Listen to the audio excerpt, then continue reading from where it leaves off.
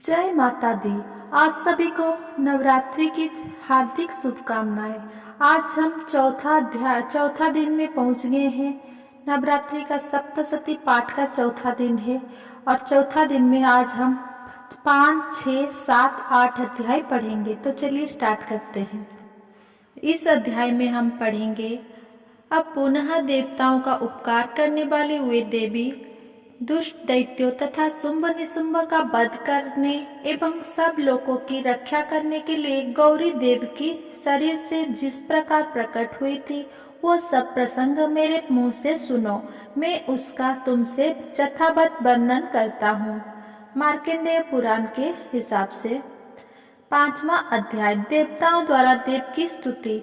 चंडमुंड के मुख से अंबिका के रूप की प्रशंसा सुनकर शुंभ का उनके पास दूत भेजना और दूतों का निराश लौटना। ओम। इस उत्तर चरित्र के रुद्र ऋषि है, महासरस्वती देवता है, अनुद्रस्फुट छंद है, 59 छंद है, भीमा शक्ति है, भ्रामरी बीज है, सूर्य तत्व है और सामवेद स्वरूप है। महासरस्वती की प्रसन्नता के लिए उत्तर चरित्र के पाठ में इसका विनियोग किया जाता है। ध्यान, जो अपने कर कमल में घंटा, शूल, हल, शंख, मूसल, चक्र, धनुष और बाण धारण करती है, शरद ऋतु के शोभा संपन्न चंद्रमा के समान जिनकी मनोहर कांति है, जो तीनों लोकों की आधारभूत और शुंभ आदि दैत्यों का नाश करने वाली है, तथा गौरी के शरीर से जिनका प्राकट्य हुआ है, उन महासरस्वती देवी की मैं निरंतर भजन करती हूँ। ऋषि कहते हैं, पूर्व काल में शुंभ और निशुंभ नामक असुरों ने अपने बल के घमंड में आकर सचिपति इंद्र के हाथ से तीनों लोकों का राज्य और यज्ञ भाग छीन लिए। वही दोनों सूर्य, चंद्रमा, कुबेर, यम और वरुण के अधिकार का भी उपयोग करने लगे। वायु और अग्नि का कार्य भी वही करने लगे। उन दोनों को सब देवताओं को अपमानित, राज्य भ्रष्ट, पराजित तथा अधिकारहीन करके स्वर्ग से निकाल दिया। उन दोनों महान असुरों ने तिरस्कृत देवताओं ने अपराजित देवी का स्मरण किया और सोचा, जगदम्बा के हम लोगों को वर दिया था जगदम्बा ने हम लोगों को तो वर दिया था कि आपातकाल में स्मरण करने पर मैं तुम्हारी सब आपत्तियों का तत्काल नाश कर दूंगा। यह विचार कर देवता गिरिराज हिमालय पर गए और वहां भगवती विष्णु माया की स्तुति करने लगे। देवता बोले, देवी की देवी को नमस्कार है, महादेवी शिवा को सर्वदा नमस्कार है, प्रकृति एवं भद्रा को प्रणाम है। हम लोग नियम पूर्वक जगदम्बा को नमस्कार करते हैं। रौद्र को नमस्कार है, नित्या, गौरी एवं धात्री को बारंबार नमस्कार है, ज्योत्स्नामयी, चंद्र रूपिणी एवं सुख रूप स्वरूपा देवी को सतत प्रणाम है। शरणगतों का कल्याण करने वाली बुद्धि एवं सिद्धि रूपा देवी को हम बारंबार नमस्कार करते हैं। नैऋति राक्षसों की लक्ष्मी, राजाओं की लक्ष्मी तथा सर्वाणी शिव पत्नी स्वरूपा अब जगदम्बा को बार बार नमस्कार है। दुर्गा, दुर्गापरा, दुर्गम संकट से पार उतारने वाली, सारा सबकी सारभूता, सर्वकारिणी, ख्याति, कृष्णा और धूम्रा देवी को सर्वदा नमस्कार है। अत्यंत सौम्य तथा अत्यंत रौद्र रूपा देवी को हम नमस्कार करते हैं, उन्हें हमारा बारंबार प्रणाम है। जगत की आधारभूता कृति देवी को बारंबार नमस्कार है। जो देवी सब प्राणियों में विष्णु माया के नाम से कही जाती है, उनको नमस्कार, उनको नमस्कार, उनको बारंबार नमस्कार है। जो देवी सब प्राणियों में चेतना कहलाती है, उनको नमस्कार, उनको नमस्कार, उनको बारंबार नमस्कार है। जो देवी सर्व प्राणियों में बुद्धि रूप में स्थित है, उनको नमस्कार, उनको नमस्कार, उनको बारंबार नमस्कार है। जो देवी सब प्राणियों में निद्रा रूप में स्थित है, उनको नमस्कार, उनको नमस्कार, उनको बार बार नमस्कार है। जो देवी सब प्राणियों में क्षुधा रूप में स्थित है, उनको नमस्कार, उनको नमस्कार, उनको बारंबार नमस्कार है। जो देवी सब प्राणियों में छाया रूप से स्थित है, उनको नमस्कार, उनको नमस्कार, उनको बारंबार नमस्कार है। जो देवी सब प्राणियों में शक्ति रूप में स्थित है, उनको नमस्कार, उनको नमस्कार, उनको बारंबार नमस्कार है। जो देवी सब प्राणियों में तृष्णा रूप में स्थित है, उनको नमस्कार, उनको नमस्कार, उनको बारंबार नमस्कार है। जो देवी सब प्राणियों में शांति रूप में क्षमा रूप में स्थित है, उनको नमस्कार, उनको नमस्कार, उनको बारंबार नमस्कार है। जो देवी सब प्राणियों में ज्योति रूप में स्थित है, उनको नमस्कार, उनको नमस्कार, उनको बारंबार नमस्कार है। जो देवी सब प्राणियों में लज्जा रूप में स्थित है, उनको नमस्कार, उनको नमस्कार, उनको बारंबार नमस्कार है। जो देवी सब प्राणियों में शांति रूप में स्थित है, उनको नमस्कार, उनको नमस्कार, उनको बारंबार नमस्कार है। जो देवी सब प्राणियों में श्रद्धा रूप में स्थित है, उनको नमस्कार, उनको नमस्कार, उनको बारंबार नमस्कार है। जो देवी सब प्राणियों में कांति रूप में स्थित है, उनको नमस्कार, उनको नमस्कार, उनको बारंबार नमस्कार है। जो देवी सब प्राणियों में लक्ष्मी रूप में स्थित है, उनको नमस्कार, उनको नमस्कार, उनको बारंबार नमस्कार है। जो देवी सब प्राणियों में वृत्ति रूप में स्थित है, उनको नमस्कार, उनको नमस्कार, उनको बारंबार नमस्कार है। जो देवी सब प्राणियों में स्मृति रूप से स्थित है, उनको नमस्कार, उनको नमस्कार, उनको बारंबार नमस्कार है। जो देवी सब प्राणियों में दया रूप में स्थित है, उनको नमस्कार, उनको नमस्कार, उनको बारंबार नमस्कार है। जो देवी सब प्राणियों में तुष्टि रूप से स्थित है, उनको नमस्कार, उनको नमस्कार, उनको बारंबार नमस्कार है। जो देवी सब प्राणियों में माता रूप में स्थित है, उनको नमस्कार, उनको नमस्कार, उनको बारंबार नमस्कार है। जो देवी सब प्राणियों में भक्ति रूप से स्थित है, उनको नमस्कार, उनको नमस्कार, उनको बारंबार नमस्कार है। जो जीवों की इंद्रिय वर्ग की अष्टधात्री देवी एवं सब प्राणियों में सदा व्याप्त रहने वाली है, उन व्याप्ति देवी को बारंबार नमस्कार है। जो देवी चैतन्य रूप से इस संपूर्ण जगत को व्याप्त करके स्थित है, उनको नमस्कार, उनको नमस्कार, उनको बारंबार नमस्कार है। पूर्व काल में अपने अभीष्ट की प्राप्ति होने से देवताओं की जिनकी स्मृति की तथा देवराज इंद्र ने बहुत दिनों तक जिनका सेवन किया, वो कल्याण की साधनभूता ईश्वरी हमारा कल्याण और मंगल करे तथा सारी आपत्तियों का नाश कर डाले। दैत्यों का सताए हुए हम सभी देवता जिन परमेश्वरी इस समय नमस्कार करते हैं, ईश्वरी को इस समय नमस्कार करते हैं तथा जो भक्ति से विनम्र पुरुषों द्वारा स्मरण की जाने पर तत्काल ही संपूर्ण विपत्तियों का नाश कर देती है, वे जगदम्बा हमारा संकट दूर करे। ऋषि कहते हैं, राजन, इस प्रकार जब देवता स्तुति कर रहे थे, उस समय पार्वती देवी गंगा जी के जल में स्नान करने के लिए वहां आई। उन सुंदर भव्य वाली भगवती ने देवताओं से पूछा, आप लोग यहाँ किसकी स्तुति करते हैं?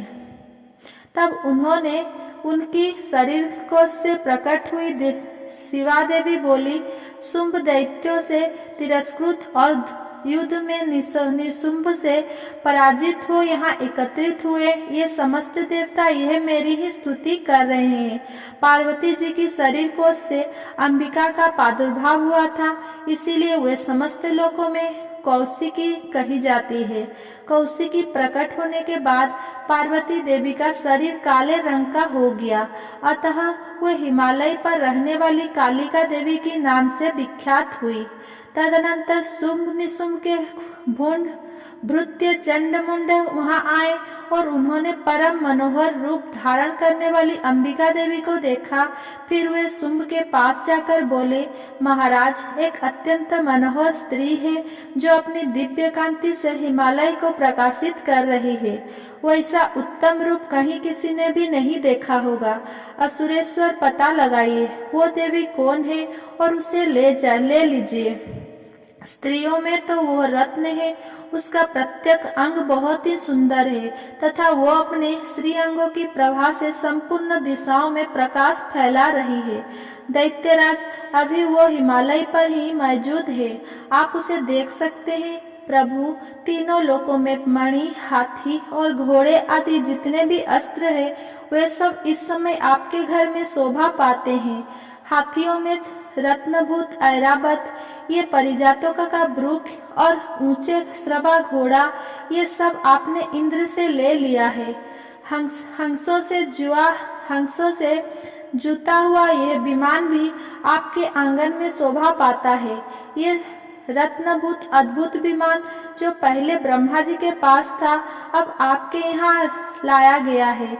यह महापंग्य नामक निधि आप कुबेर से छीन लाए हैं। समुद्र ने भी आपको बलिनी नाम की माला भेंट की है जो केसरों से सुशोभित है और जिससे कमल कभी कुंभलाते नहीं है। सुवर्णों की वर्षा करने वाला वरुणों का छत्र भी आपके घर में शोभा पाता है तथा ये श्रेष्ठ रथ जो पहले प्रजापति के अधिकार में था, अब आपके पास मौजूद है।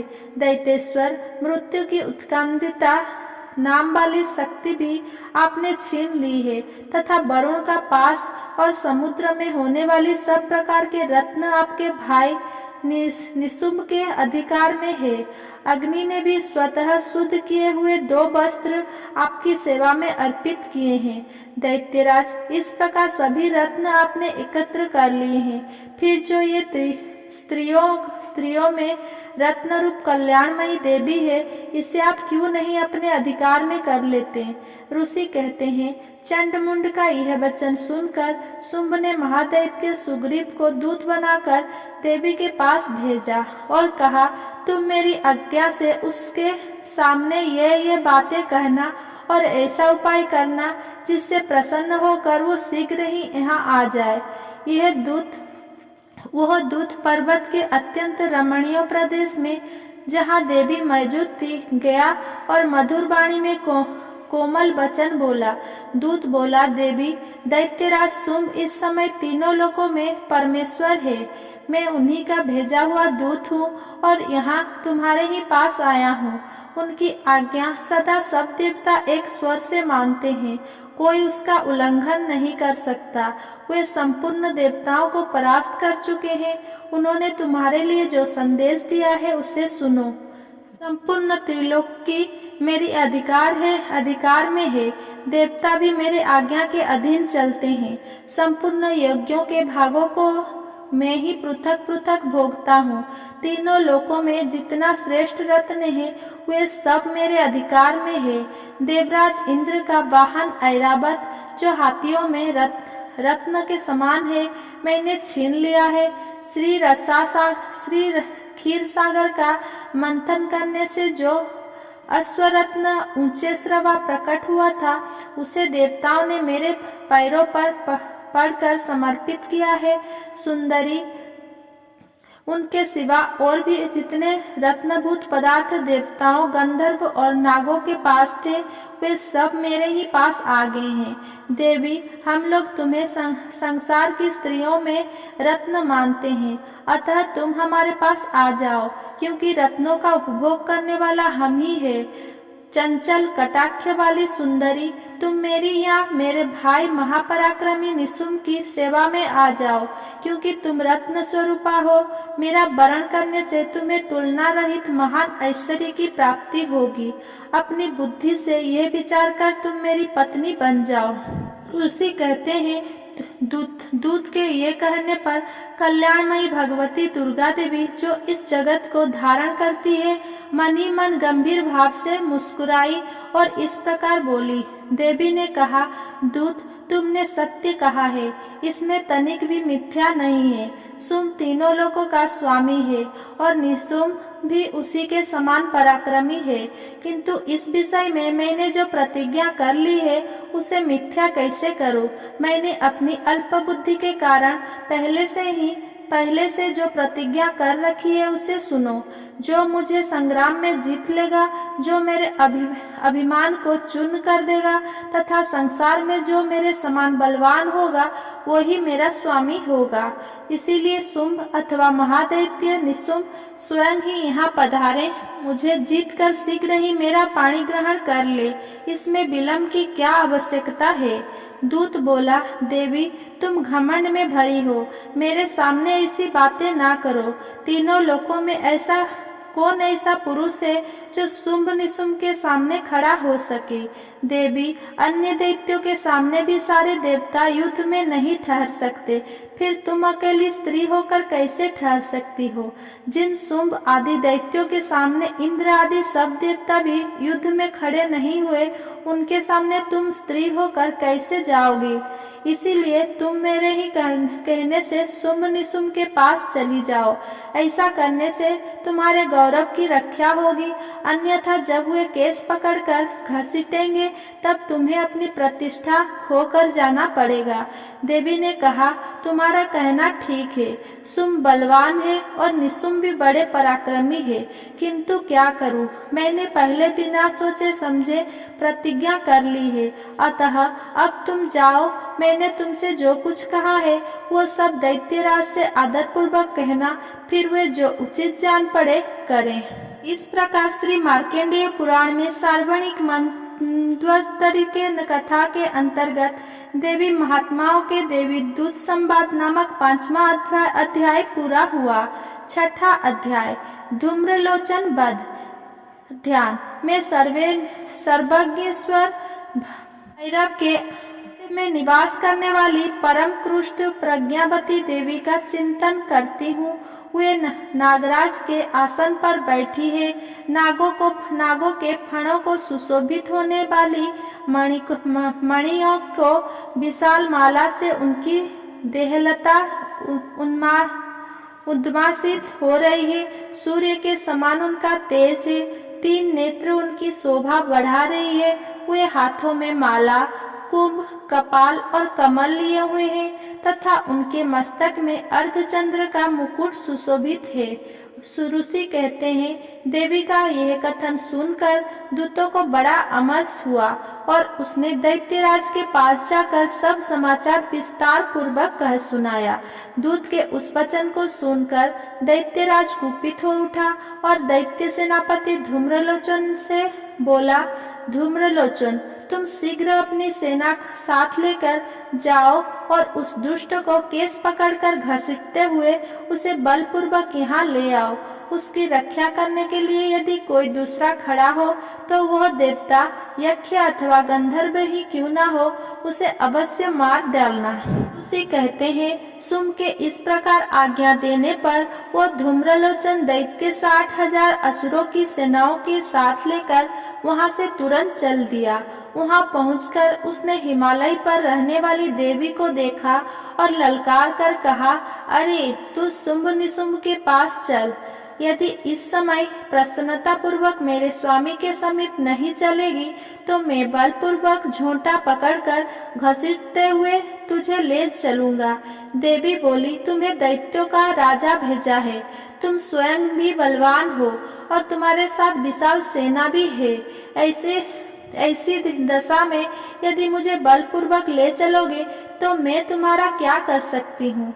ऋषि कहते हैं, देवी के यों कहने पर असुर धूम्रलोचन उनकी ओर दौड़ा। तब अंबिका ने हुंग शब्द के उच्चारण मात्र से उसे भस्म कर दिया। फिर तो क्रोध में भरी हुई दैत्यों की विशाल सेना और अंबिका ने एक दूसरे पर तीखे सायों को शक्तियों शक्तियों तथा फरसों की वर्षा आरंभ की। इतने में ही देवी का वाहन सिंह क्रोध में भरकर भयंकर गर्जना करके गर्दन के बालों को हिलाता हुआ असुरों की सेना में कूद पड़ा। उसने कुछ दैत्यों को पंजों की मार से, कितनों को अपनी जबड़ा से और कितने ही महादैत्यों को पटक कर और ओठ की दाढ़ों से घायल करके मार डाला। उस सिंह ने अपने नोखों से कितनों की पेट फाड़ डाले और थप्पड़ मारकर कितनों के सिर धड़ से अलग कर दिए, कितनों की भुजाएं और मस्तक काट डाले तथा अपनी गर्दन के बाल हिलाते हुए उसने दूसरे दैत्यों के पेट फाड़कर उनका रक्त चूस लिया। अत्यंत क्रोध में भरे हुए देवी के वाहन उस महाबली सिंह ने क्षण भर में ही असुरों की सारी सेना का संहार कर डाला। शुंभ ने जब सुना कि देवी ने धूम्रलोचन असुरों को मार डाला तथा उसके सिंह ने सारी सेना का सफाया कर डाला, तब उस दैत्यराज को बड़ा क्रोध हुआ। उसका ओठ कांपने लगा। उसने चंड और मुंड नामक दो महादैत्यों को आज्ञा दी, हे चंड और मुंड, हे मुंड, तुम लोग बहुत बड़ी सेना लेकर वहां जाओ। उस देवी के झोंटे पकड़कर अथवा उसे बांधकर शीघ्र यहाँ ले आओ। यदि इस प्रकार उसको लेने में संदेह हो तो युद्ध में सब प्रकार के अस्त्र शस्त्र तथा समस्त आसुरी सेना का प्रयोग करके उसकी हत्या कर डालना। उस दुष्टा की हत्या होने तथा सिंह के भी मारे जाने पर उस अंबिका को बांधकर साथ ले शीघ्र ही लौट आना। इस प्रकार श्री मार्कंडेय पुराण में सार्वनिक मंत्वस्वरी की कथा के अंतर्गत देवी महात्माओं में धूम्रलोचन वध नामक छठा अध्याय पूरा हुआ। 7वां अध्याय चंड और मुंड का वध। ध्यान। मैं मातंडी देवी का ध्यान करती हूँ। मैं रत्नमय सिंहासन पर बैठकर पढ़ते हुए तोते का मधुर शब्द सुन रही हूँ। उनके शरीर का वर्ण श्याम है। वे अपना एक पैर कमल पर रखे हुए हैं और मस्तक पर अर्धचंद्र धारण करती है तथा कहार पुष्पों की माला धारण किए वीणा बजाती है। उनके अंगों में कसी हुई चोली शोभा पा रही है। वे लाल रंग की साड़ी पहने हाथ में शंखमय पात्र लिए हुए हैं। उनके बदन पर मधु का हल्का हल्का प्रभाव जान पड़ता है और ललाट में बिंदी शोभा दे रही है। ऋषि कहते हैं, तदनंतर शुंभ की आज्ञा पाकर वे चंडमुंड आदि दैत्य चतुरांगिणी सेना के साथ अस्त्र शस्त्रों से सुसज्जित होकर चल दिए। फिर गिरिराज हिमालय के सुवर्णमय ऊंचे शिखर पर पहुंचकर उन्होंने सिंह पर बैठी देवी को देखा।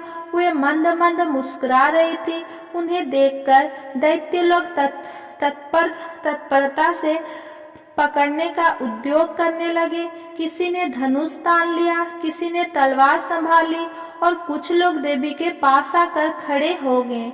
तब अंबिका ने उन शत्रुओं के प्रति बड़ा क्रोध किया।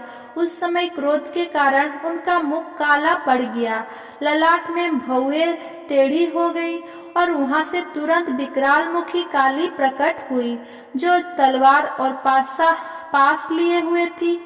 वे विचित्र खटवांग धारण किए और चीते के चर्म की साड़ी पहने नरमुंडों की माला से विभूषित थी।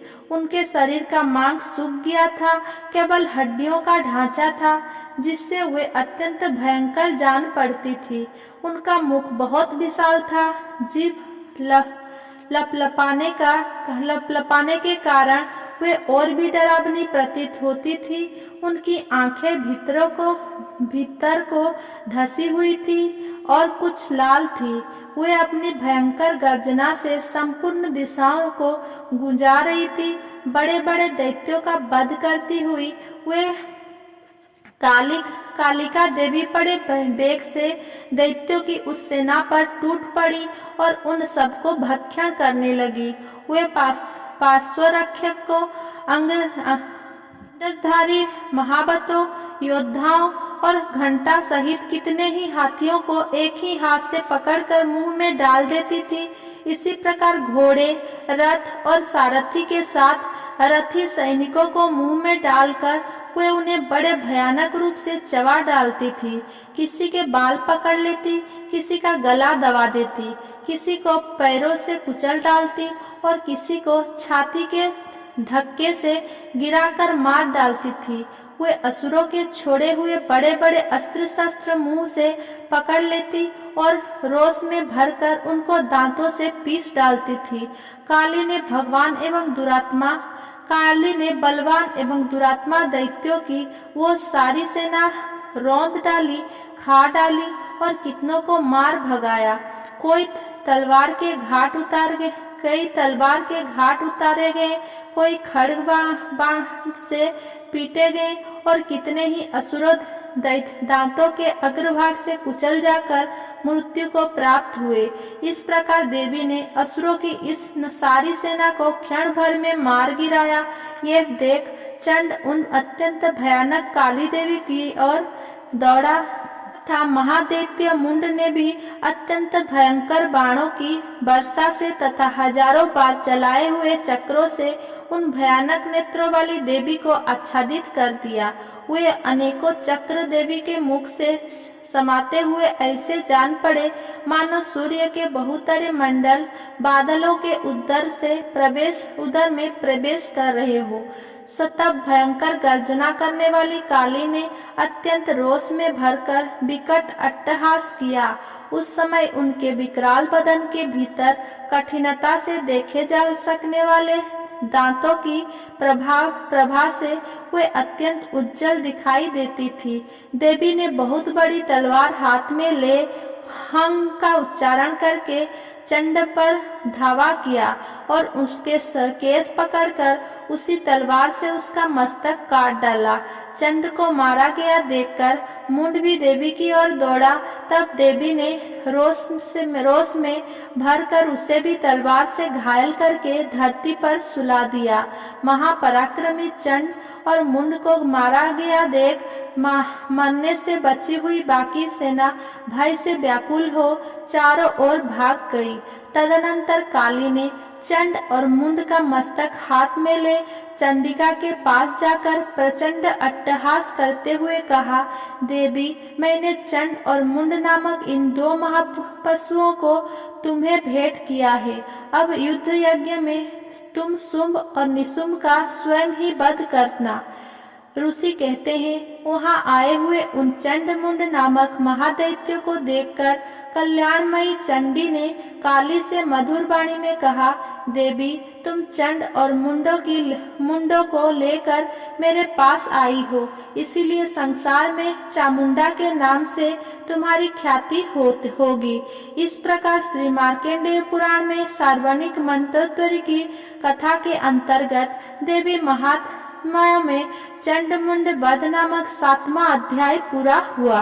8वां अध्याय रक्त बीज वध।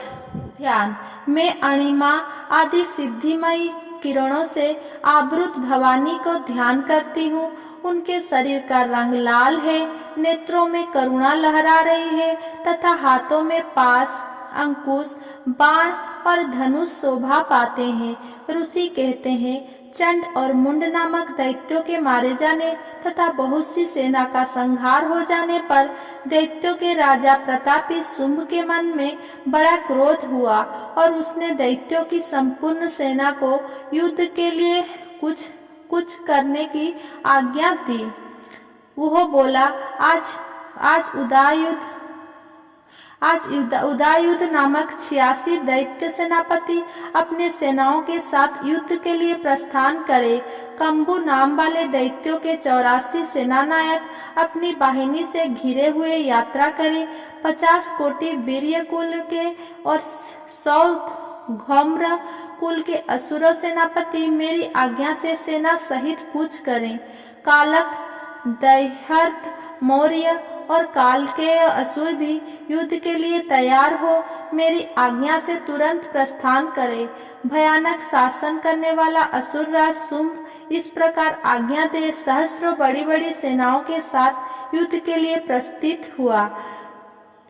उसकी अत्यंत भयंकर सेना आती देख चंडिका ने अपने धनुष की टंकार से पृथ्वी और आकाश के बीच का भाग गुंजा दिया।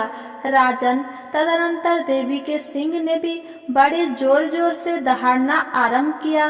फिर अंबिका ने घंटे के शब्दों से उस ध्वनि को और भी बढ़ा दिया। धनुष की टंकार, सिंह की दहाड़ और घंटी की ध्वनि से संपूर्ण दिशाएं गूंज उठी। उस भयंकर शब्द से काली ने अपने विकराल मुख को और भी बढ़ा लिया तथा इस प्रकार वे विजयिनी हुई। उस तुमुल नाद को सुनकर दैत्यों की सेनाओं ने चारों ओर से आकर चंडिका देवी, सिंह तथा काली देवी को क्रोधपूर्वक घेर लिया। राजन, इसी बीच में असुरों के विनाश तथा देवताओं के अभ्युदय के लिए ब्रह्मा, शिव, कार्तिकेय, विष्णु तथा इंद्र आदि देवों की शक्तियां, जो अत्यंत पराक्रम और बल में संपन्न थी, उनके शरीर से निकलकर उन्हीं के रूप में चंडिका देवी के पास गई। जिस देवता का जैसा रूप, जैसी वेशभूषा और जैसा वाहन है, ठीक वैसे ही साधनों से संपन्न हो उसकी शक्ति असुरों से युद्ध करने के लिए आई। सबसे पहले हंस युक्त विमान पर बैठी हुई अक्षय सूत्र और कमंडलू से सुशोभित ब्रह्मा जी की शक्ति उपस्थित हुई, जिसे ब्रह्माणी कहते हैं।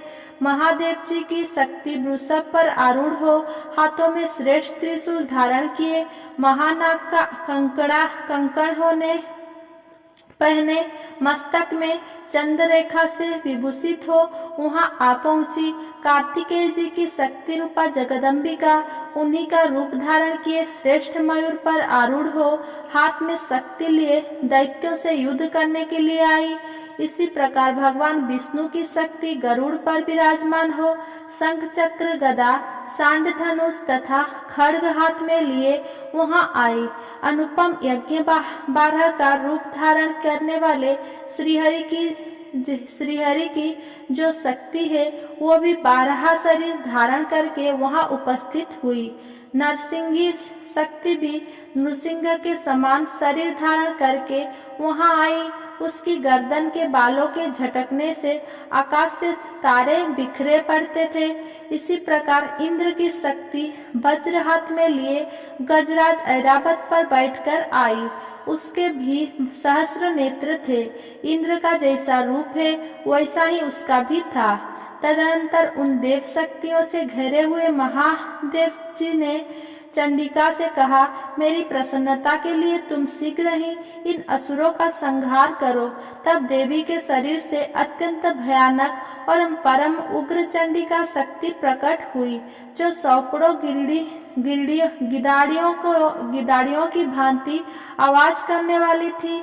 उस अपराजिता देवी ने धूमिल जटा वाले महादेव जी से कहा, भगवान, आप शुभ निशुंभ के पास दूत बनकर जाइए और उन अत्यंत गर्विले दानव शुंभ एवं निशुंभ दोनों से कहिए, साथ ही उनके अतिरिक्त भी जो दानव युद्ध के लिए वहां उपस्थित हो, उनको भी यह संदेश दीजिए, दैत्यों, यदि तुम जीवित रहना चाहते हो तो पाताल को लौट जाओ। इंद्रों को त्रिलोकी का राज्य मिल जाए और देवता यज्ञ भाग का उपभोग करे। यदि बल के घमंड में आकर तुम युद्ध की अभिलाषा रखते हो तो आओ, मेरी सिवाय तुम्हारे कच्चे मांस से तृप्त हो।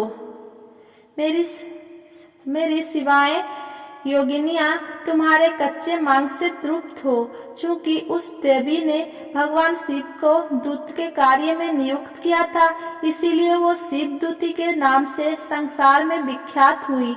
वो महादैत्य भी भगवान शिव के मुंह से देवी के वचन सुनकर क्रोध में भर गए और जहाँ कात्यायनी विराजमान थी उस ओर बढ़े। तदनंतर वे दैत्य अमरस में भरकर पहले ही देवी के ऊपर बाण, शक्ति और रुष्टि आदि अस्त्रों की पुष्टि करने लगे। तब देवी ने भी खेल खेल में ही धनुष की टंकार की और उससे छोड़े हुए बड़े बड़े बाणों द्वारा दैत्यों के चलाए हुए बाणों, शूल, शक्ति और फरसों को काट डाला। फिर काली उनके आगे होकर शत्रुओं को शूल के प्रहार से विदीर्ण करने लगी और खटवार से उनका कचुम्बर निकालती हुई रणभूमि में विचरने लगी। ब्रह्माणी भी जिस जिस और दौड़ती उसी और अपने कमंडलू का जल छिड़क कर शत्रुओं के ओज और पराक्रम को नष्ट कर देती थी। महेश्वरी ने त्रिशूल से तथा वैष्णवी ने चक्र से और अत्यंत क्रोध में भरी हुई कुमार कार्तिकेय की शक्ति से दैत्यों का संहार आरंभ किया। इंद्र शक्ति के वज्र प्रहार से विदीर्ण हो सैकड़ों दैत्य दानव रक्त की धारा बहाते हुए पृथ्वी पर हो गए। बारही शक्ति ने कितनों की अपनी थुथनी की मार से नष्ट किया। दाढ़ों के अग्रभाग से कितनों की छाती छेद डाली तथा कितने ही दैत्य उसके चक्की चोट से विदीर्ण होकर गिर पड़े। नरसिंही भी दूसरे महादैत्यों को अपने नोखों से विदीर्ण करके खाती और सिंहनाद से दिशाओं एवं आकाशों को गुंजाती हुई युद्ध क्षेत्र में विचरने लगी। कितने ही असुर शिवदूतों की प्रचंड अट्टहास से अत्यंत भयभीत हो पृथ्वी पर गिर पड़े और गिरने पर उन्हें शिवदूतों ने उस समय अपना ग्रास बना लिया। इस प्रकार क्रोध में भरे हुए मातृगणों को नाना प्रकार के उपायों से बड़े बड़े असुरों का मर्दन करते हुए देख दैत्य सैनिकों भाग खड़े हुए। मातृगण से पीड़ित दैत्यों को युद्ध से भागते देख रक्तबीज नामक महादैत्य क्रोध में भरकर युद्ध करने के लिए आया। उसके शरीर से जब रक्त की बूंद पृथ्वी पर गिरती तब उसी के समान शक्तिशाली एक दूसरा महादैत्य पृथ्वी पर पैदा हो जाता। महासुर रक्तबीज हाथ में गदा लेकर इंद्र शक्ति के साथ युद्ध करने लगा। तब इंद्री ने अपने वज्र से रक्त बीजों को मारा। वज्र से घायल होने पर उसके शरीर से बहुत सा रक्त चूने लगा और उसी के समान रूप तथा पराक्रम वाली योद्धा उत्पन्न होने लगे। उसके शरीर से रक्त की जितना बूंदी गिरी उतने ही पुरुष उत्पन्न हो गए। ये सब रक्त बीज के समान ही वीर्यवान, बलवान तथा पराक्रमी थे। वे रक्त से उत्पन्न होने वाली पुरुष भी अत्यंत भयंकर अस्त्र शस्त्र का प्रहार करते हुए वहां मातृगणों के साथ घोर युद्ध करने लगे। पुनः वज्र के प्रहार से जब उसका मस्तक घायल हुआ तब रक्त बहने लगा और उससे हजारों पुरुषों उत्पन्न हो गए। वैष्णवी ने युद्ध में रक्त बीज पर चक्र का प्रहार किया तथा ऐन्द्री ने उस दैत्य सेनापति को गदा से चोट पहुंचाई।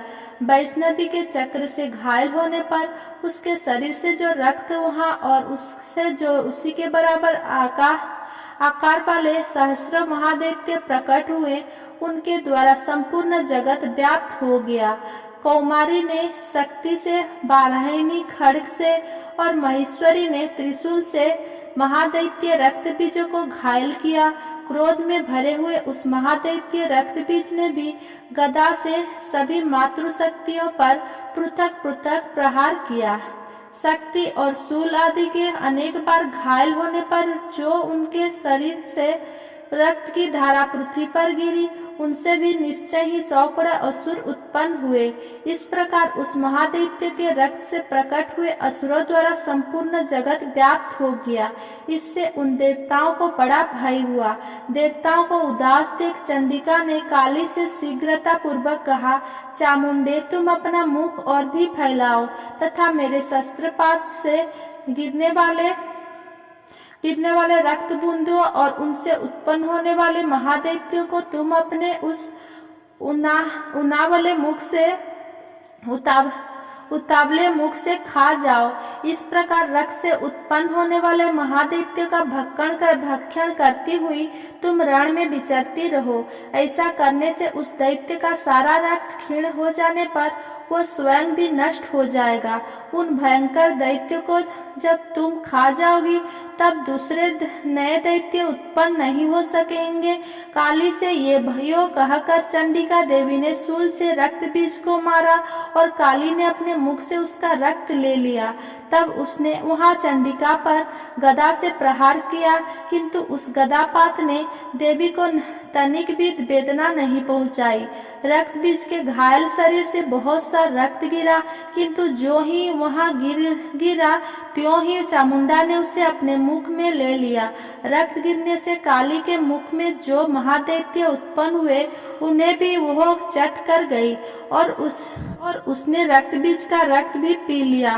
तदनंतर देवी ने रक्त बीजों को, जिसका रक्त चामुंडा के ने पी लिया था, वज्र, बाण, खड्ग तथा रुष्टि आदि से मार डाला। राजन, इस प्रकार शत्रु के समुदाय से आहत एवं रक्तहीन हुआ महादैत्य रक्त बीज पृथ्वी पर गिर पड़ा। नरेश्वर, इससे देवताओं को अनुपम हर्ष की प्राप्ति हुई और मातृगण उन असुरों को रक्तपान के मद से अद्भुत सा होकर नृत्य करने लगा। इस प्रकार से मार्कंडेय पुराण में सार्वणिक मंत्रोक्ति कथा के अंतर्गत देवी महात्माओं के रक्त बीज वध नामक 8वां अध्याय पूरा हुआ। अगला अध्याय जानने के लिए मेरे साथ जुड़े रहिए। मेरा चैनल को सब्सक्राइब करें और मेरा वीडियो को लाइक, कमेंट, शेयर करना ना भूलें। दुर्गा सप्तशती पाठ सुनने और पढ़ने के बाद आरती जरूर सुने और पढ़ें। गौरी मैया जय श्यामा गौरी, तुमको निस दिन ध्यावत हरि ब्रह्मा शिवरी। ओम जय अम्बे गौरी, मांग सिंदूर विराजत टीको, मृद मद को उजल से दो नयना, चंद्र बदननी को।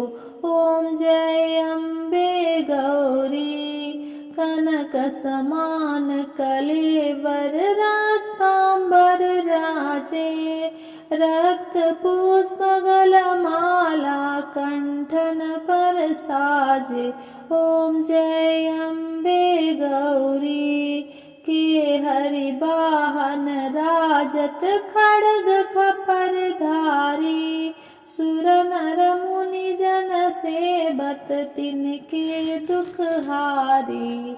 कानन कुंडल शोभित नासाग्रे मोती, कोटिक चंद्र दिवाकर राजत समज्योति। ओम जय अम्बे गौरी, शुंभ निशुंभ विदारे महिषासुर घाती, धूम्र विलोचन नयना निशिदिन मन माती। ओम जय अम्बे गौरी, चंड मुंड संहारे शोणित बीज हरे, मधु कैटभ दाउ मारे, सुर भय न करे। ओम जय अम्बे गौरी, ब्रह्माणी रुद्राणी मय तुमि कमला रानी, आगम निगम बखानी तुम शिव पटरानी। ओम जय अम्बे गौरी, 64 योगिनी मंगल गावत नृत्य करत भैरो, बाजत ताल मृदंगा और बाजत डमरू। ओम जय अम्बे गौरी, तुम ही जग की माता, तुम ही हो भरता, भक्तन की दुख हरता, सुख संपत्ति करता। ओम जय अम्बे गौरी, भुजाचार अति शोभित बर मुद्रा धारी, मन वांछित फल पावत सेवत नर नारी। ओम जय अम्बे गौरी, कंचन थाल विराजत अगर कपूर बाती, श्रीमाल के तुम राजत कोटि रतन ज्योति। ओम जय अम्बे गौरी। श्री अम्बे जी की आरती जो कोई नर गावे, कहत शिवानंद स्वामी सुख संपत्ति पावे। ओम जय अम्बे गौरी। जो अम्बे गौरी मैया जय श्यामा गौरी। तुमको निस दिन ध्यावत हरि ब्रह्मा शिव जी। ओम जय अम्बे गौरी मैया जय श्यामा गौरी। मेरे साथ जुड़े रहने के लिए मेरे चैनल को सब्सक्राइब करें और मेरा वीडियो को लाइक कमेंट शेयर करें। जय माता दी।